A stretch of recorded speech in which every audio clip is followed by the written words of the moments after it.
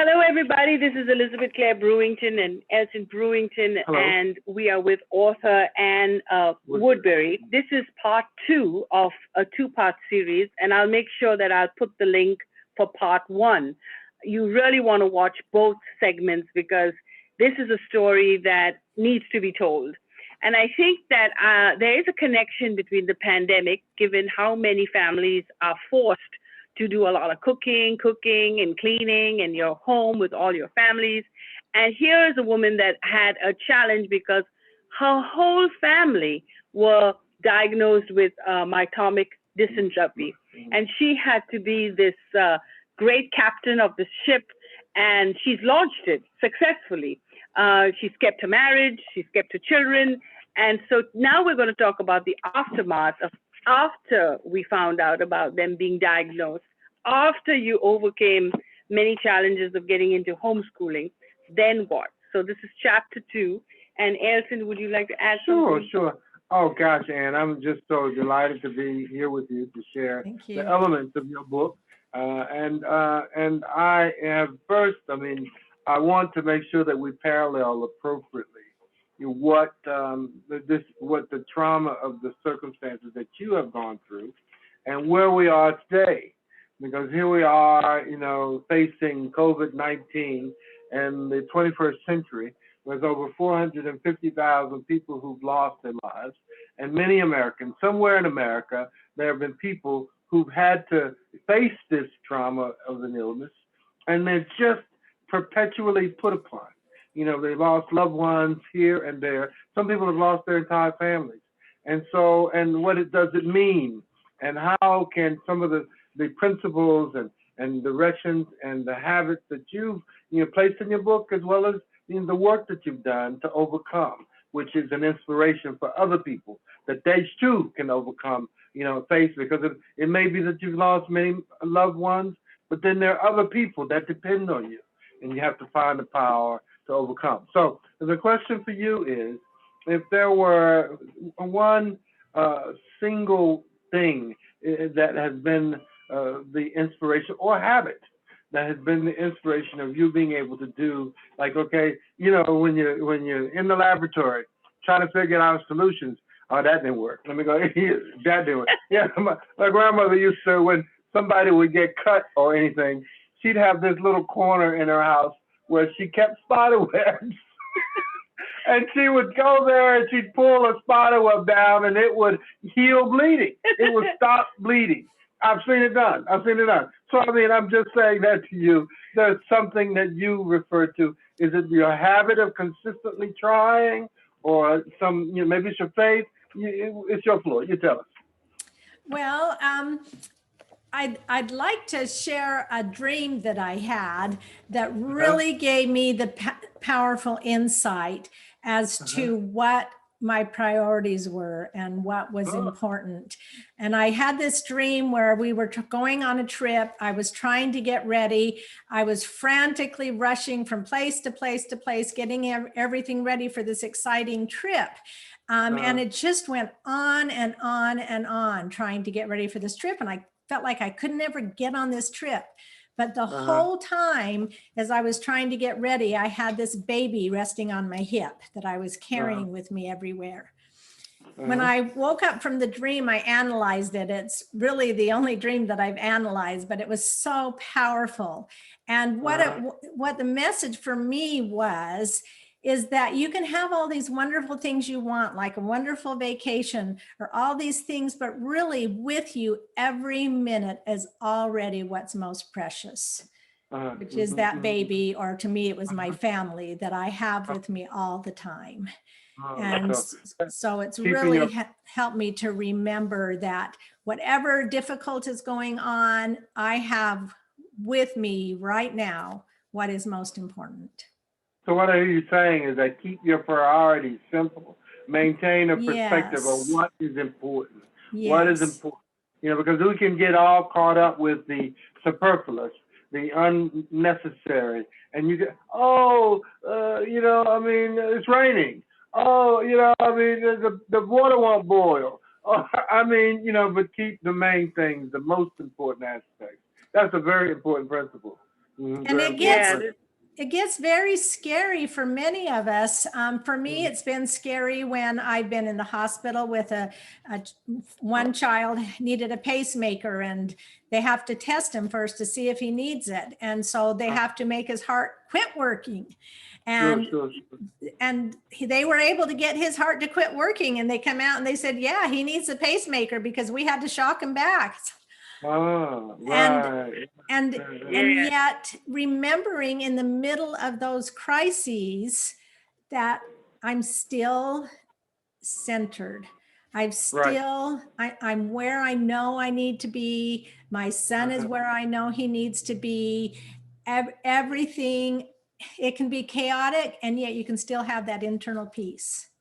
Now this is a very crucial element to this, and you've raised it, and I completely identify with it.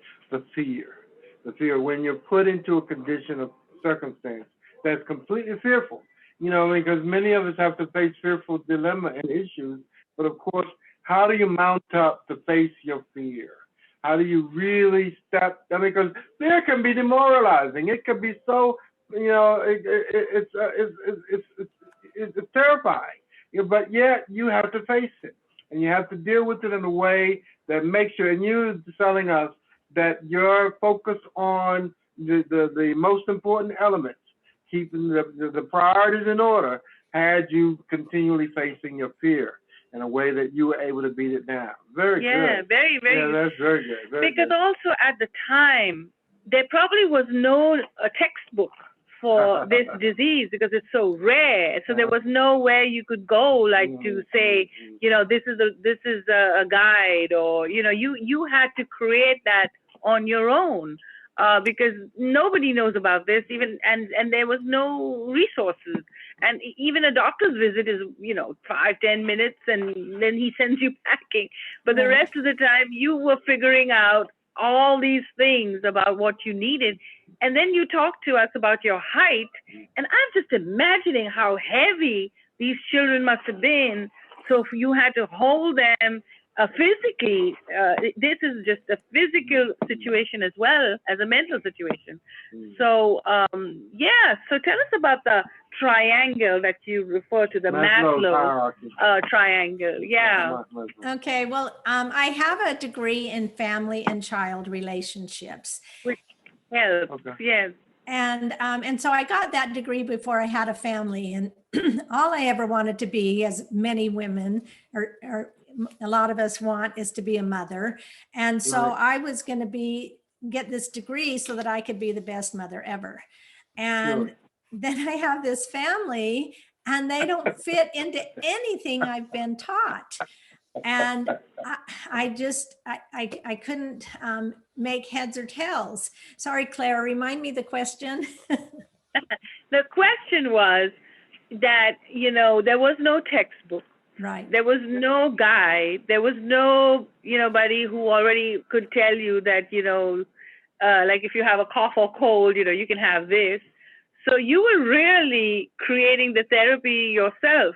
So, every day must have been a new day. Every day had a new challenge. So did you have a diary? Did you keep track? How did you come up with solutions? Or did it just... So, I sound really upbeat and like I handled everything, but I struggled. I doubted myself was the worst part of it. I was just wondering, why can't I be the way my mother-in-law wants me to be? Why can't I be the way they want me to be at church? Why can't I do these things? And something in me, even though I allowed myself to doubt and it made things difficult, my actions never gave into it. My actions always took a step forward. So we can't give the viewers the whole book because we want them to buy it. This is absolutely something that I will put on my list of must-read books. And I really think that this is an amazing story about Michael, Karen, Warren, and Chad, and your lovely husband, because obviously without such a supportive husband, it would be impossible to do this situation. And I see that there are many citations about the marriage and everything. So this has been a delightful interview and a wonderful family that you have created. Let me make one point, though, and I think it's just apropos. So you wanted to be the best mother ever. Now, there's something in that, to say that be careful what you ask for. Yes, very good point. Yep. I had to prove if I really wanted this. Yep. So God gave you the real work that you had to do. Yeah. But let me tell you, you have come through in a great and wonderful way with your children, your family, and you have fought the good fight. And we have to give you all the credit for that. Yeah. And so perhaps your book and your writing could be a testament and a wonder to someone else who's challenged, and their voice needs to be heard as well. Yeah. So I just want to commend you for that and reading the book. And so you've done it. You've done it. Congratulations on that. And we leave with the final thoughts in her book, which says that I love them so much. And I think that this is such a great family, and I hope that one day we will come to Utah or you'd come to North Carolina and we'd meet this lovely family. So this is a real blessing, and we're so thrilled to have you speak at our conference. And so with that, I will tell you once again, you can buy her book at Anne, and it has an S, so annswoodbury.com. I'll make sure it's on the comments as well. And this is this beautiful book, and it's also Audible. So tell us about the book. What made you want to write a book? You had enough to do.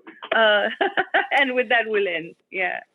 Okay. As I would interact with people, that by the time I left all of my community and had to kind of forge my own way, and I would meet lots of new people, and they would, you like to introduce yourself. I have a family. My name's Anne, and I have 4 children who all have a rare disease. And so people would always say to me, you have to tell your story. You have to tell your story. And so eventually it finally sunk in, and I needed to tell my story. And it is time when people are going through what you're going through with the pandemic. Okay, very good. No, I'm just great story. I mean, wonderful, wonderful. Kudos for your writing. Kudos for your testament. So let's get this. We encourage them to read it and also come to get to know you that way too. Thank you so much. Thank you for watching. Thank you. So that concludes.